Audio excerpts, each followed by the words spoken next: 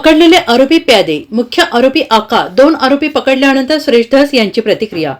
केजमधील मस्साजोगचे सरपंच संतोष देशमुख यांची निर्घुण हत्या केल्याप्रकरणी आरोपी सुदर्शन घुले आणि सुधीर सांगळे यांना पोलिसांनी बेड्या ठोकल्या आहेत। अधिक तपासासाठी दोघांना सीआयडीच्या ताब्यात देण्यात येणार आहे। पोलीस अधीक्षकांनी या संदर्भात माहिती दिली आहे। दोघांच्या अटकेवर विरोधकांच्या आणि सत्ताधाऱ्यांच्या प्रतिक्रिया समोर आल्या आहेत। सुरेश धस यांनी पुन्हा एकदा धनंजय मुंडे आणि वाल्मिक कराड यांच्याकडे अप्रत्यक्ष बोट केले। अटक करण्यात आलेले फक्त प्यादे आहेत। मुख्य आरोपी आका असल्याचं वक्तव्य सुरेश धस यांनी केलं आहे।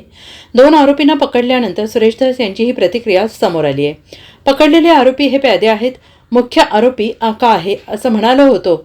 बकरे की अम्मा कब तक दुआ मागेगी। आज 2 आरोपींना अटक केली। संतोष देशमुख हत्या प्रकरणामध्ये चालू असलेल्या चौकशीमध्ये आपण समाधानी असल्याचं आमदार सुरेश धस यांनी म्हटलेलं आहे। आरोपी तो नाहीच आहे, ते प्यादे आहेत। मुख्य आरोपी ते आका आहे।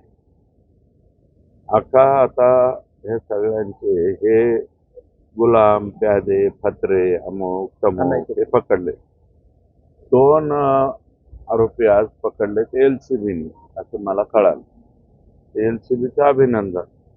परंतु राहिलेलं जे मी म्हणलं होतं ना, बकरी की माँ कब तक दुआ मांगेगी, तो 25, 30, 26 दिन बकरी की माँ ने दुआ मांगी और एक कोकरू रह गया है।